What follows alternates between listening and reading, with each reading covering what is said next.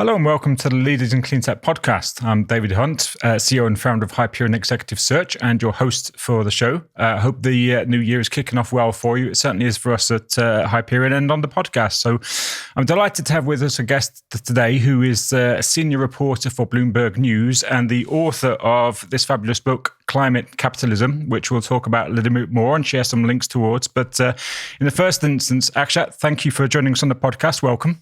It's great to be here. Thank you for having me.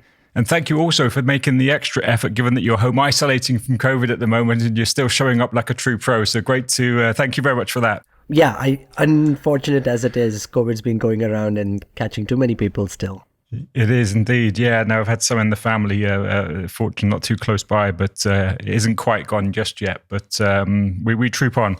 So listen, one of the things that I loved about the book and about the content that you put out in your own podcast and your own sort of newsletters and all is, firstly, it's hugely optimistic, which is great, but it's also detailed and realistic, and it's good to find that balance. And look, in my perspective of the book was that there's a really sort of, I guess there are, for me at least, there are three key themes around people, policy, and technology, and all of those things excite me greatly. Perhaps policy least of all, but increasingly becoming one of the most important topics. But it's great to do that. I'd like to cover those topics this morning if we could. But would you say that's a reasonable summary of the sort of the key themes from the book? Yes, I would say the three elements are correct. The only other element I would add is that I wanted to show that these stories are playing out all around the world. It doesn't matter whether you're in a developed country or a developing country, or you're in a democracy or a dictatorship, or you're in a broken government or a well-functioning one. As long as you can make these three things come together, there is a unique mix to make climate solutions scale up. Yeah, no, absolutely. And that's a good point also, because some of the stories clearly, as you say, are absolutely around the world and from different places. Now, I started with a rather arrogant and perhaps naive assumption way back when I started in Cleantech with a solar business back in 2007. And for quite a long time, clearly it was quite a struggle then. And I had the thought, or at least the entrepreneur's mindset, that we would succeed despite policy rather than because of. And to some extent, I think a lot of what's happened is true. But increasingly, I'm seeing how important policy and governments are towards really scale up the transitions as we need them to happen. So I'm keen that we'll cover a few of those areas. But start with people, very close to my heart. I'm not with Hyperion. Clearly, we've set up essentially believing that if we put the right people in the right place, then great things will happen. And so many of the stories that you share in the book are exactly an example of that. That the right people in the right place, doing the right things, really moves the dial forward.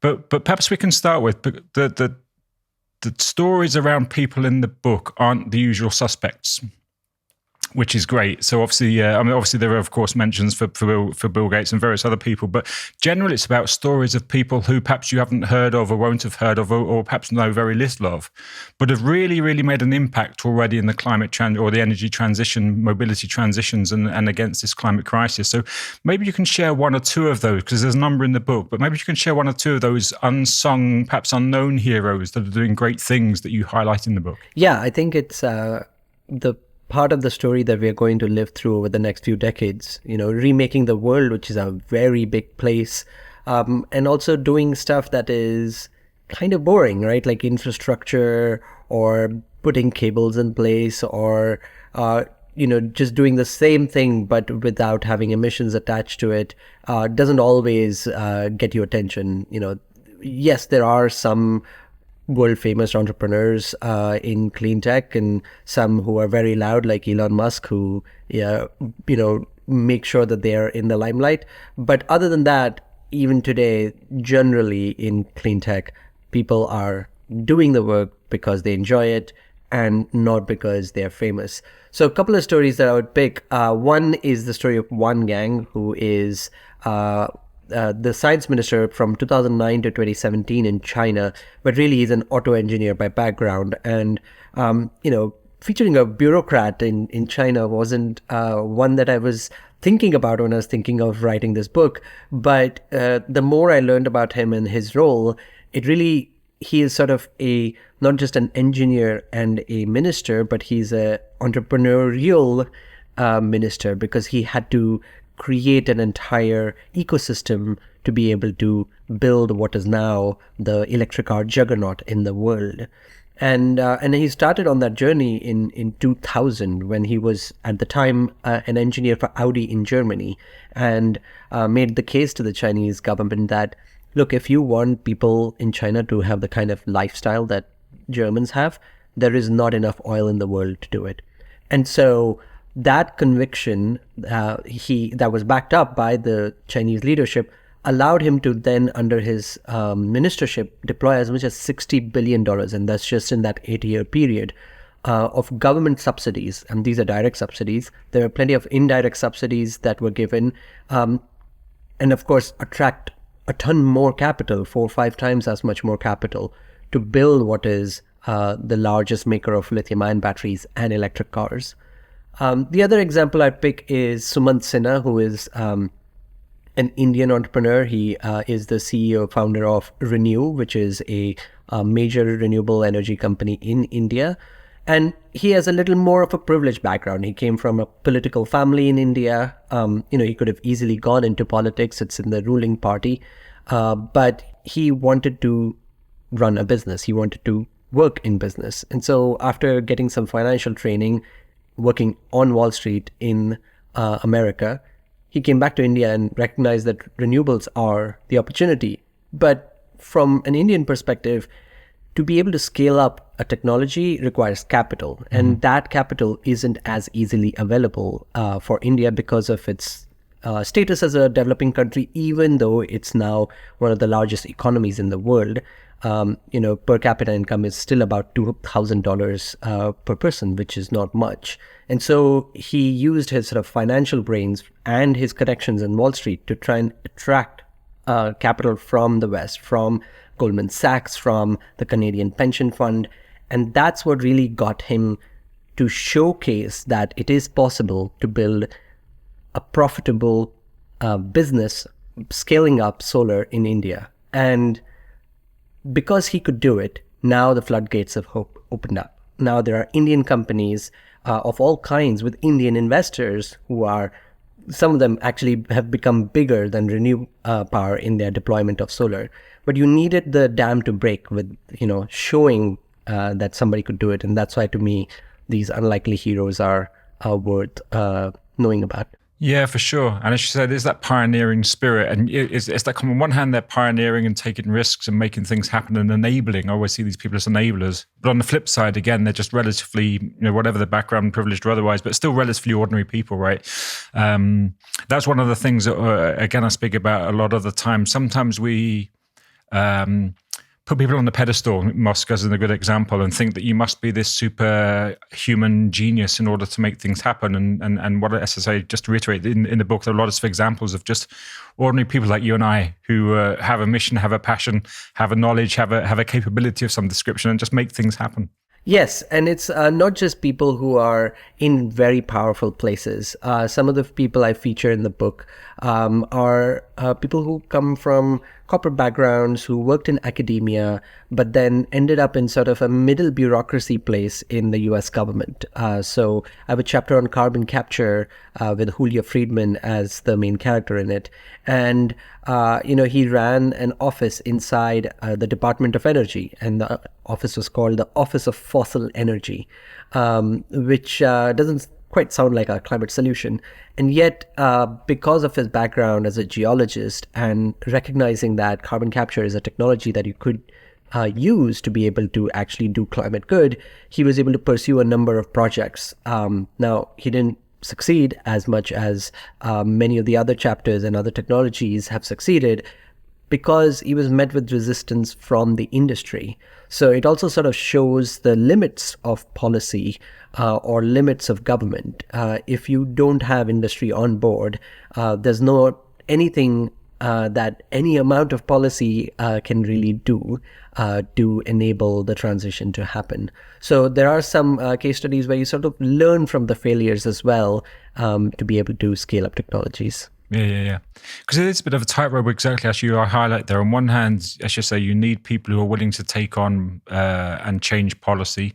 But ultimately, capitalism is a complex thing. But ultimately, it's around enabling individuals and businesses to create business models which make sense, which get the funding, and all these things kind of happen. And like you say, sometimes it's not so much. Well, obviously, the policy can be prohibitive at times, but actually, often it's the incumbents who are the most, I guess, inhibitive. And I think there are some examples, as you just highlighted there on the book. But how do you see the world now of looking at your experiences, both with the book and obviously in your role with Bloomberg, exploring the world, that we have now the right capitalist environment that will enable most of this stuff to happen? We're not waiting for some kind of a major event, as much as these things can help, but that we have right now systems and processes and individuals and policies which will enable us to do what we really need to do in quite a short period of time, right?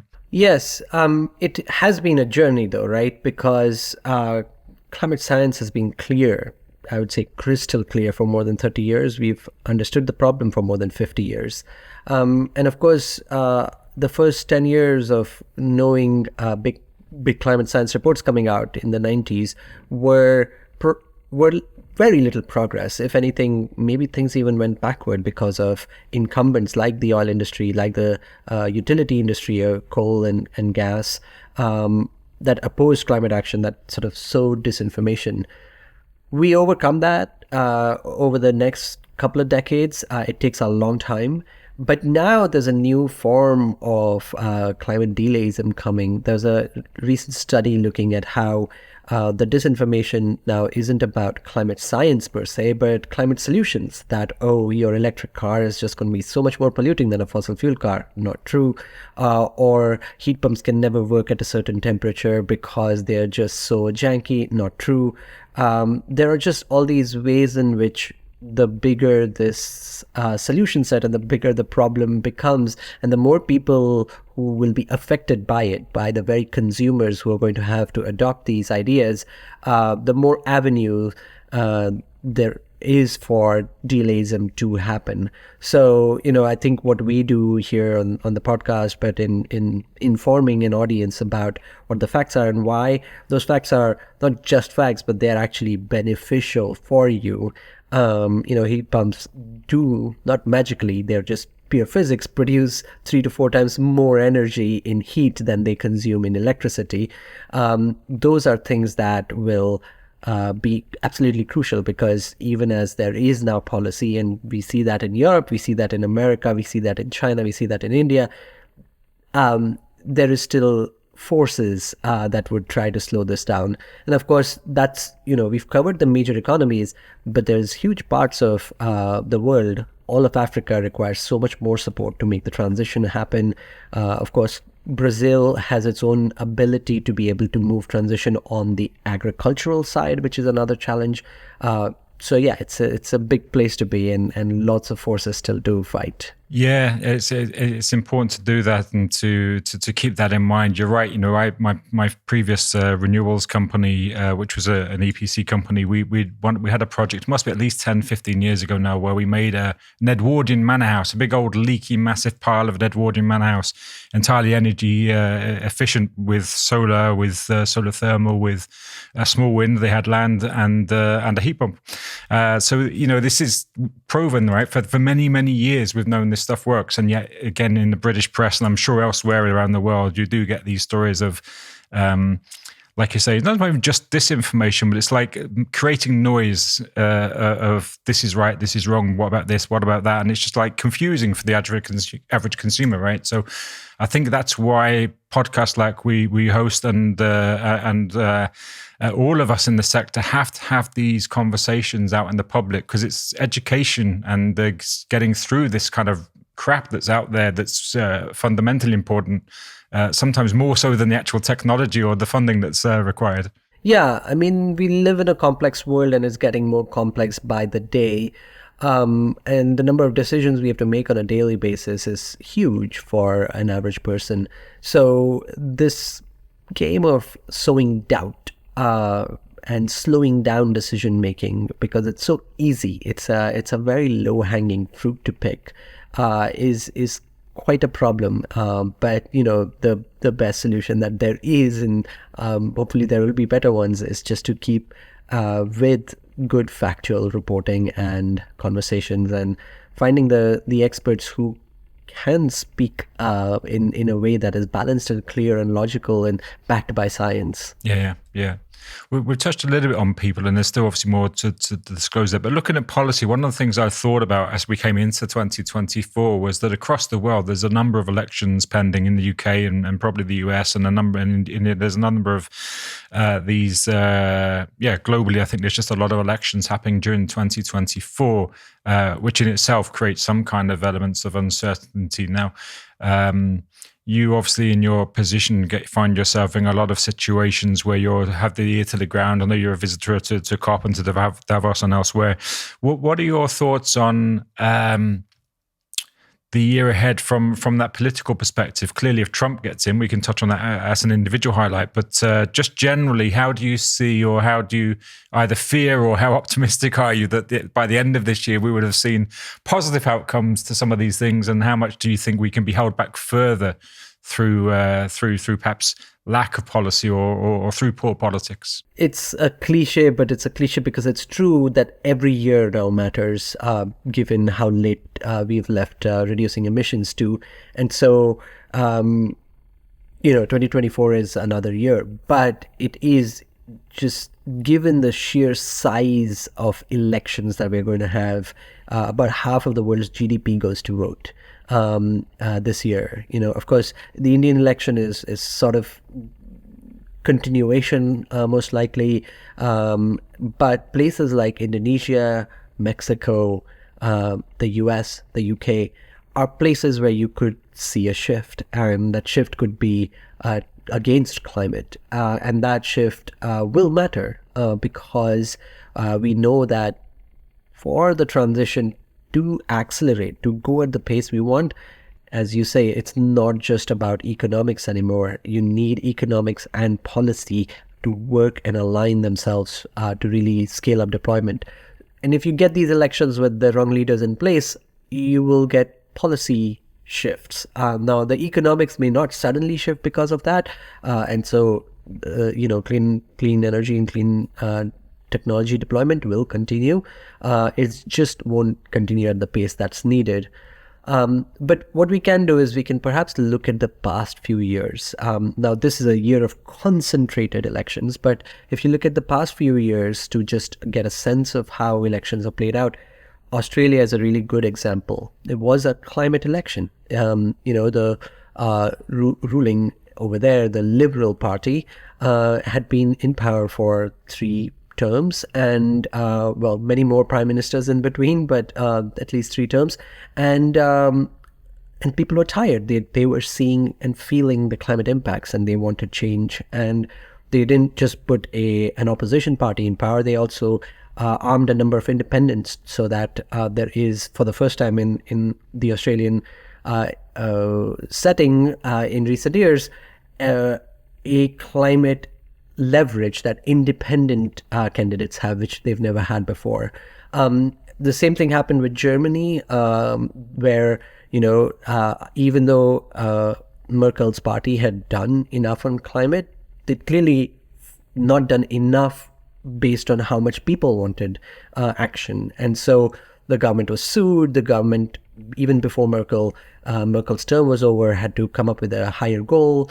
And so you do get pockets where clearly when these forces, economic forces of climate solutions, but impacts from climate change are now everywhere that people see, those forces can reshape and can create the conditions for climate leaders to be elected. But I think we just have to be aware that, as lovely as the charts look on how we get to net zero and the nice smooth curves, they are not going to be smooth by the time we get there. And it's possible it's going to be sometimes 2 steps back, 1 step forward, or 2 steps forward, 1 step back. Yeah. I think that's the 2 hopes that I see. On one hand, you touched on there is actually the because we've left it so late and we're starting to physically see more and more globally the impacts of climate change, then the public hopefully will not tolerate for too long, at least, inaction. And you've shown some good examples. So that's obviously a cause for hope. The other in my mind is actually China, which is interesting. And again, you cover that quite often in the book, is, because of its, on the one hand, you can decry it's not a democracy. And of course, that is valid in many ways. But they've had a very clear and consistent policy for quite some time around their journey into clean technology and the materials that fund and support that.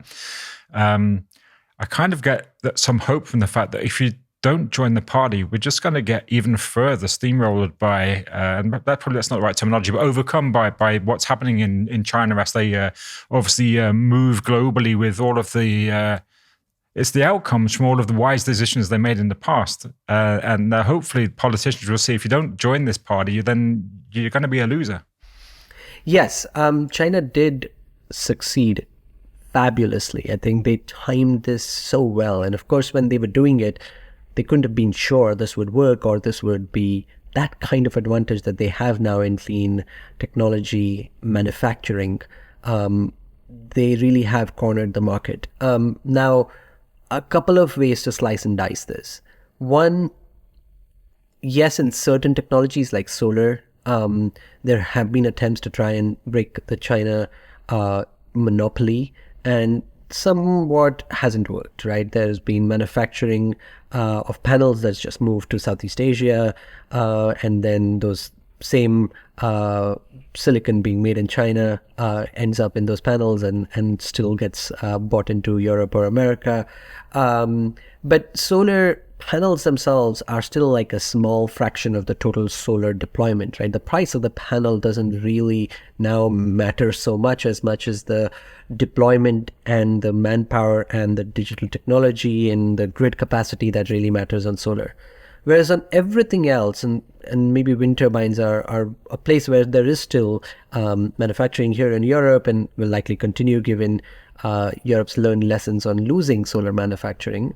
But every other clean energy technology, even though China does have a lead on lithium-ion batteries, on hydrogen electrolyzers, there is still so much room to grow that there is room for other countries to catch up, right? Just take electric cars. You have about 40 million electric cars in the world right now in total, and that's for 1.2 billion cars that are there. So it's a massive changeover of the fleet that needs to be done, and there's room for so much more electric car manufacturing and lithium-ion battery deployment that other countries can catch up. So that's one point. The second point is, to do that, you do require policy certainty. And, the Chinese backed this up with 2 decades of policy certainty. It wasn't one policy, it was policy that was developed, experimented with, trialed and errored, and then improved upon. And so it's not about static policy, it's about the directional policy that needs to be supported. And yes, it's not a democracy, and so it's possible that's the only reason it happened. And that's a depressing answer to take away. But the reality is that it's actually also possible to do this in democracies. Germany is a very good example of that. Germany's support for renewable energy deployment has remained as consistent as the Chinese has been. It's not for manufacturing, it's for deployment. And so perhaps that's the difference. But there has been a feed-in tariff of a pretty high value consistently available in Germany for good. That's the reason why, despite the heat pump debate that's going on, just like in the UK, there's one in Germany, and one with a lot more disinformation going on. Heat pump deployment is still pretty good in Germany. Manufacturers still want to go there because the economic incentive and the policy support remains despite the disinformation. So you do get places where once you have a political agreement among the parties, that's the case in Germany, that was the case here in the UK, that policy certainty can continue. So it's not just that democracies can't do this. Yes, it's harder for democracies to do it. Yeah, I think it's harder. And also, I think what was able to happen in China was not just, you saying, it wasn't just one policy and it wasn't a static policy, but there's also the integration of many policies. And I think that's one thing that we struggle with, certainly in the UK and probably elsewhere, is that there are lots of policies that seem to conflict with one another rather than support one another. And that's, I think, where there still needs to be consensus and the bigger picture needs to be looked at. Yeah, and the UK does have sort of an instrument to make that bigger picture work. One of the chapters I have in the book is looking at the UK's Climate Change Act. And what it did was, of course, enabled a number of powers for the government to think about greenhouse gas emissions as a whole problem.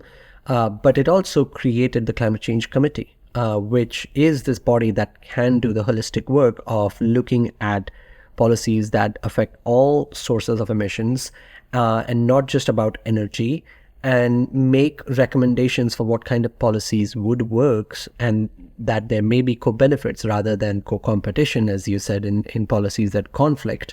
And having that kind of body, which is separate from the government, it's an independent body. Yes, it's funded by the government, but it's clearly very independent, has clear governance structure, is quite important. And that's been copied now in so many other places. So New Zealand has one, France has one, Sweden has one.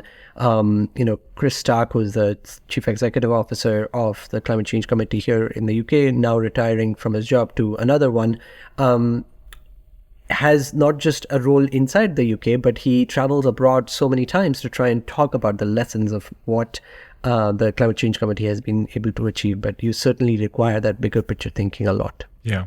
Before we move on to technology, which we've touched on, but there's more to cover there. Again, there's a big orange wrecking ball on the horizon in the US, and I just wondered again if you feel that a lot of the progress around the IRA is the obvious one, and again, for good or for bad, I think obviously it's the policy which isn't universally accepted as the panacea, but clearly has done many great things.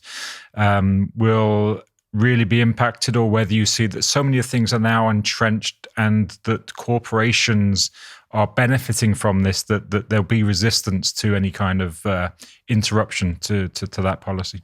Yeah, there are two ways to think about this. One is corporations certainly are backing the idea. And this is true of corporations of all kinds, including the fossil fuel industry. In general, corporations prefer in the US this tax credit model that's been pioneered in a way by the solar and wind industry and now being applied to all forms of clean tech, because it's easier and clearer and cheaper to get through, but also the industry can have somewhat of a grip on it. Once they have those tax credits, they can just keep on asking for those tax credits. An economist would tell you much prefer to have a carbon price that is technology neutral, that applies across all economic sectors, rather than letting one industry decide how much credit is worthy of their deployment. But that's the politics of the US. That's what you've got. And so, yes, there is clearly corporate support for it.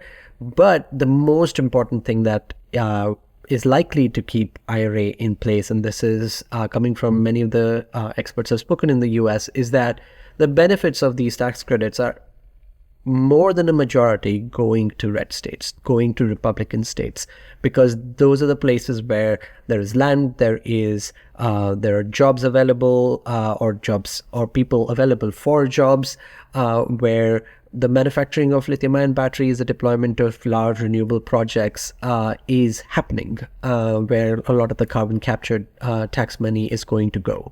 And so once that starts to get there, and it's already happening, right? It's only 18 months since the act was passed, but billions and billions of dollars have started to flow now.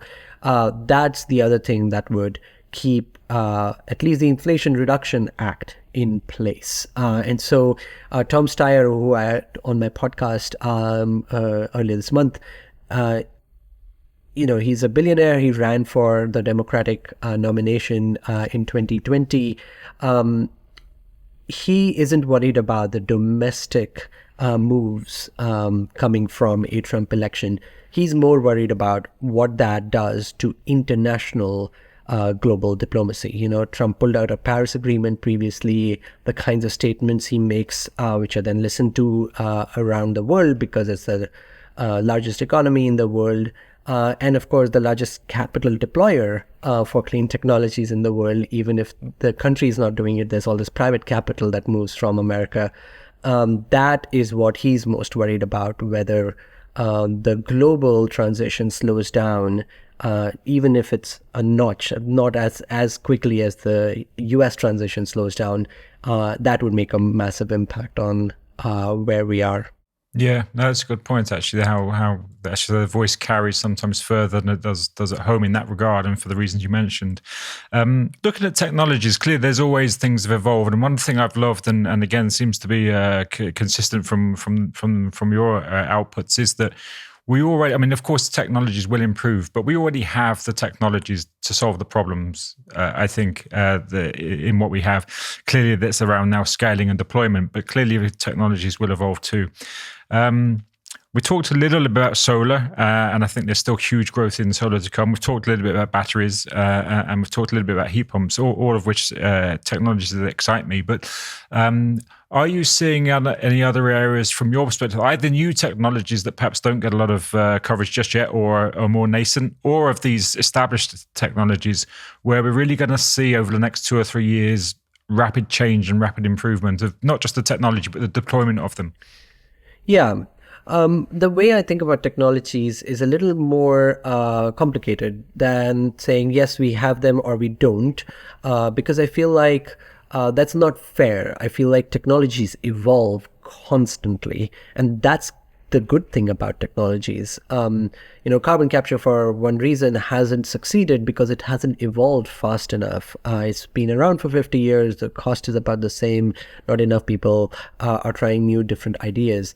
Whereas solar is just, you have an entirely new way of making solar every 18 to 24 months. And it looks like the same panel, but the entire thing is different, and how much more efficient it is at capturing the sun is phenomenal to watch. So technology is constantly evolving, and innovation in technology has been an amazing lever to pull to try and get the transition at the speed that we need. And we'll continue to get that in solar, in wind, in batteries. I think I think almost in batteries, the innovation and the pace of innovation is underappreciated by the market, because it's a much more complex technology than solar or wind, and that allows for more places for innovation to happen. So yes, in the sort of half to maybe 2/3 of the emissions pie, which is electricity and transport, we have the technologies per se, and the innovation is going to continue because those deployments are continuing. But on industrial sector and agriculture, which is another sort of 1/3 or half, depending on which country you are in, we are still so far behind. Again, do we have the technologies? Perhaps we actually do have the technologies. We just don't have them at scale, or that the technologies that we do have are not moving fast enough, are not innovating fast enough because we're not deploying them. So you need sort of green ammonia manufacturing to move away from gas for the source of fertilizers. You need, clean steel coming from ideally just pure renewable electricity, but sometimes with hydrogen as an intermediary. You need cement that is free of CO2 emissions, and that is probably the one place where carbon capture needs to scale up, because you don't have the chemistry to avoid using fossil fuels and yet not produce CO2 emissions, because cement, the process itself, going from calcium carbonate to calcium oxide, produces CO2. And so that's where we need more innovation. And that is one place where, at least on a global stage, conversations are starting to happen at scale, but not enough. So I feel like the technology story is just such a powerful one, and we need to see more of it. Yeah, I think that's right. I mean, and rightly that we should, catch some of the low hanging fruit. And the electrification of lots of things is, I won't say simple, but more simple. But like you say, some of these industries, in terms of cement and steel, which are huge, emitters, and also hugely important to the way that we live on the world, are not going to change anytime soon. I was at a conference I was speaking at recently. They were talking about globally, a city the size of Paris was being built equivalent, pretty much every year, if not sooner. So we need to address those things. And like you say, those are some of the places where hydrogen maybe has a role to play, as you touched on, and some other technologies, but they are major emitters that we need to not lose sight of whilst we're still working on some of the easier stuff like transportation or smaller transportation and electrification of homes and buildings. Heat, of course, is another area which is often underthought about. Yes, that's true. There's also one other thing I feel like, which, just as a scientist, as a watcher of technology, fascinates me, which is you might actually get some real breakthroughs in all kinds of weird places where the energy transition might just get accelerated, even though people haven't thought about it. I'll give you a few examples. So electric planes were kind of a joke when they were first thought of. 2-seater, maybe 4-seater batteries are so heavy, you have to take all that weight on board. How are you going to make it work? But now you're getting to a place, because of the innovation in batteries, because of making electric motors so much more efficient, where it might be actually possible that we might get 90-seater electric planes going 200 miles, going 400 miles. And that would solve a short-haul flight problem, which could suddenly free up so much more, fossil fuels for the very long-haul flights that are unlikely to be replaced. And aviation emissions, if we are on net zero trajectory, could be as much as 25% of all emissions in 2050. So that could make a big difference. Nuclear fusion sort of is a joke, right? Because we've been thinking about it forever, ever since we figured out fission in a way. But just the scale of money going in and the scale of ideas that are being actually tried out, and some deployment that might be coming as soon as this decade, gives people a hope that, maybe it doesn't solve the problem for 2050, but if you start getting that, you will actually help, perhaps power carbon removal in the second half of the century at a much cheaper price than, currently is being thought of, because electricity will be even cheaper then. So that's another place. And then the third one that always is interesting to me is what happens to long duration energy storage. So not lithium-ion batteries, but other kinds of weird chemistries that can be used to really cheaply store electricity, because that would then suddenly make gas so much less useful as a fuel going into the future, and help us deal with methane emissions, make all these assets, that are being invested in right now, and perhaps we'll have more investments in the 2040s as developing countries keep growing.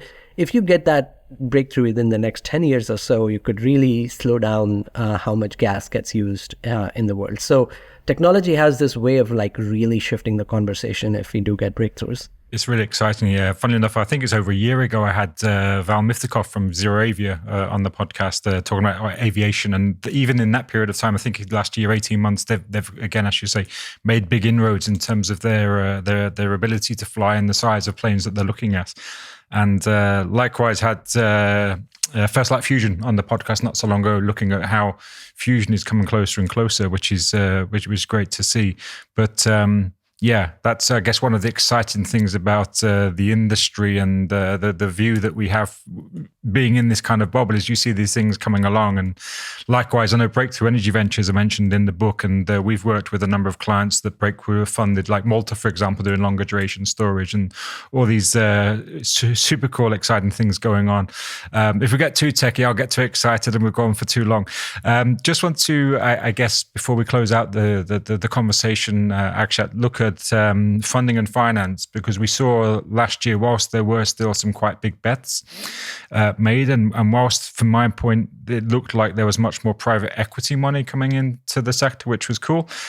We also saw that VC money and broadly investment was down, I think about 40% in Cleantech. So how do you see, again, your crystal ball a little bit of how do you see that playing out in the year ahead, just with the complexities of the elections we've talked about? But do you see it just as a correction and we'll go back onto a steady path, or do you think there's something bigger at play? Yeah, it's tea leaves at this point, right? It's unclear where things are going. You're correct in sort of the venture capital money deployment going down 30 to 40%, which is a significant drop. But then venture capital in general has dropped across the board, not just for clean tech. And if anything, clean tech survived a little longer and saw a lower decline relative to 2021 levels, the sort of a high that most tech VC was going toward. But growth capital, which is the thing that you need beyond the VC, that has actually been all right. There are all these, now $10 billion and $15 billion funds being launched to actually invest in mature clean tech projects. These are big solar wind farms or, even in sort of technologies that, are still like batteries are still, if it's not a CATL or an LG Chem not making them, if it's Northvolt making them, it's still seen a little bit risky, but you're getting growth capital going into those companies in the space, which is good to see. And of course, the place where you really do need sort of between venture capital and this growth capital is a first of a kind funding. And that too we have received because of the Inflation Reduction Act, because of some of the policies passed through the European Green Deal, or here in the UK at least in paper. You might get deployment for nuclear small modular reactors, but you'll also get deployment money for direct air capture technologies. And that could help bridge this sort of decline that is there in the VC landscape, because many of the first of a kind deployment is coming from the startups who would otherwise use VC money or want more VC money coming through. Talking to some of the investors at Davos last week, the sense I got was, a good quote I got from Hans Kobler at the Energy Impact Partners. He's a founder there. He said, when things are good, people get too excited, and when things are bad, people get too depressed. And what I see is that 2024 is we are back to reality, right? That we are valuing companies in a much more conservative way, that we are going after the ideas that really need to be backed and not just because we need to back some ideas. And that's not a bad thing. So yes, it feels a bit off, but perhaps that's not a bad thing. Yeah. No, I saw it as I say, frustrating for some, of course, if you're the one fundraising, or sometimes if there's a client that's failing to fundraise. But broadly, as a sector, as you say, I think a little bit of correction was needed. There was some super hypey stuff going on in the year before. So broadly, I'm still very optimistic that the money will flow this year.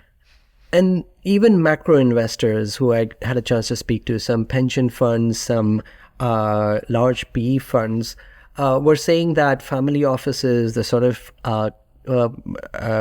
insurance companies, the sort of investors that are looking at the horizon 20, 30 years down the line, are actually not shirking away from this. If anything, they see this as a good time to be able to, it's a down market, to be able to take time, do the due diligence, and perhaps invest big in certain companies that they are convinced by and have conviction in.